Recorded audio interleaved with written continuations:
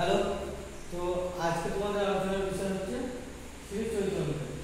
তো চৈতন্যদেব সম্পর্কে জানবো, কীভাবে তার জন্ম হলো, কীভাবে জন্মগ্রহণ করলেন আর কি, এবং তার সাথে সাথে কী কী ঘটনা এবং কোন কোন ঘটনার মধ্যে দিয়ে তিনি গেছেন সেগুলো সম্পর্কে আলোচনা করব।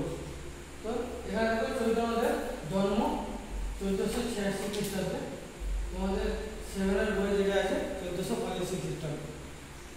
তো চৈতন্যদেবের মৃত্যু সাল হচ্ছে 1533 খ্রিস্টাব্দে।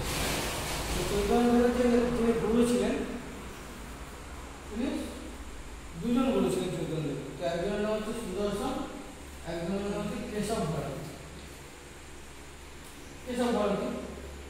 তো আর যে সম্প্রদায় তিনি প্রতিষ্ঠা করেছিলেন, যে বৈষ্ণব ধর্মীয় যে সম্প্রদায়, মধ্য গৌড়ীয় সম্প্রদায়,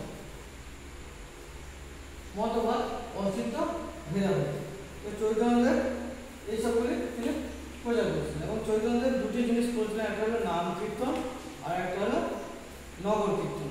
নগর কীর্তন কোনটা, নাম কীর্তন কোনটা, সেটা আমাদেরকে জানতে হবে। নাম কীর্তন হচ্ছে যেটা বাড়িতে বসে বা সংসার থেকে কোনো কাজে করতে করতে আমি যেটা করতে পারি, সেটা যেমন ভগবানের নাম ডাকা বা ভগবানের নাম ডাকা। আর নগর কীর্তন কি, তোমরা দেখেছো যে খোল করতাল নিয়ে যে রাস্তায় রাস্তায় ঘুরে বেড়িয়ে ভগবান বা ঈশ্বরের নাম প্রচার করা, একে বলছে নগর কীর্তন।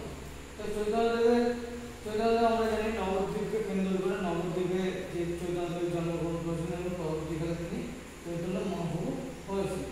তো শ্রী চৈতন্যের সমসাময়িক দুজন রাজা ছিলেন, বাংলার রাজা আলাউদ্দিন হোসেন শাহ, আর একজন কি উড়িষ্যার রাজা প্রতাপ রুদ্রদেব। তো এখানে রুদ্রদেব লেখা আছে, প্রতাপ রুদ্রদেব।